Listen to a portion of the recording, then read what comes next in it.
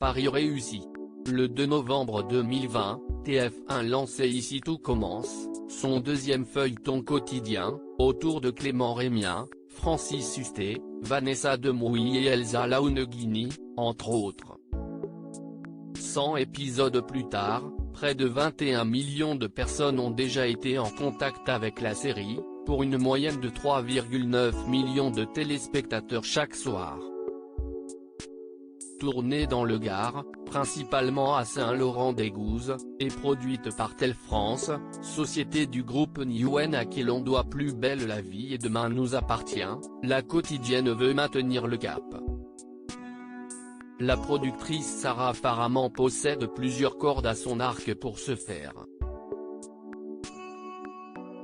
Outre la création d'intrigues encore plus addictives, sorties de l'imagination d'une dizaine d'auteurs, la première consistera à mettre encore plus de cuisine à l'écran. L'épisode 100 lance une nouvelle arche marquée par l'arrivée du chef de Lobel, père de Greg, aux méthodes assez spectaculaires. Cela va donner lieu à plus de préparations filmées. Malgré le grand nombre d'émissions culinaires, nous avons constaté un vrai enthousiasme des téléspectateurs pour les scènes de cuisine. Nous allons y répondre tout au long du printemps, avec, notamment, un épisode de Pâques autour d'impressionnantes sculptures en chocolat réalisées par Thierry Peypereux, maître chocolatier à Montpellier. Pour les plus passionnés désireux de reproduire certaines recettes, disponible sur le site www.institutaugustillarmand.com, la production n'exclut pas la parution d'ouvrages de cuisine et de pâtisserie en temps voulu. Décor et héroïne et Ici tout commence s'est appuyé sur le modèle de production de sa grande sœur Demain nous appartient pour construire son succès, elle s'en distingue par son unité de lieu. En effet, 80% des intrigues ont pour cadre l'Institut Auguste Armand. Dans les mois à venir, la somptueuse propriété gardoise pourrait bien donner lieu à la construction de nouveaux décors au gré de l'imagination des auteurs. Nous avons le sentiment que le château de Calvière où nous tournons a encore bien des secrets à livrer, confirme la productrice. Nouveaux décors, mais aussi nouveaux personnages. Outre les parents de Lobel, incarnés par Christelle Reboul, nos chers voisins, et Joseph Malherba, Braco, une nouvelle chef fera son entrée dans les prochains mois. Et pourquoi pas de vraies stars des fourneaux, déjà médiatisées. Si l'idée l'a tenté, la productrice précise qu'il faudrait que ces derniers aient un bon niveau de comédie et que le rôle soit suffisamment intéressant pour justifier de faire de la place dans leurs emplois du temps déjà bien chargés. À suivre donc. Une case rajeunie lancée avec la volonté d'être le reflet de la jeunesse dans toutes ses diversités, Ici tout commence peut également s'enorgueillir d'avoir baissé l'âge du public de TF1 habituellement devant son poste à 18h30.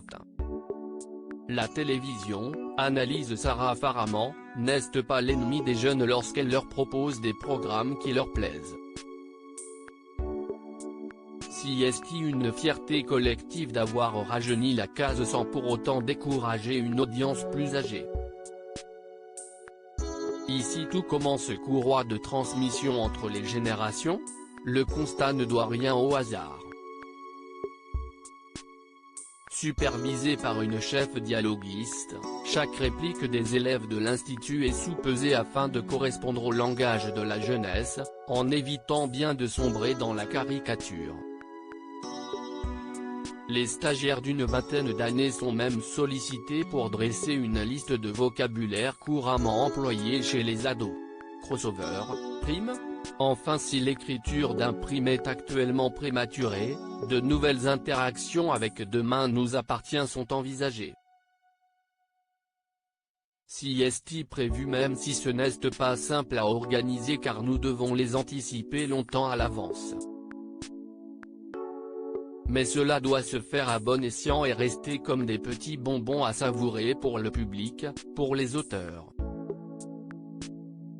Comme ils ont travaillé auparavant sur Demain nous appartient, ces derniers sont toujours ravis de retrouver leur personnage et ont tendance à se lâcher sur les séquences, plaisante Sarah Faraman. Les intrigues à venir. Premier couple homosexuel de l'Institut Greg, Michael Mittelstadt, et Elliot, Nicolas Anselmo, vont vivre une histoire d'amour. Leur idylle démarre au moment où les parents de Lobel débarquent à l'Institut. Avec son coming out, l'élève va lever le voile sur plus d'un secret de famille.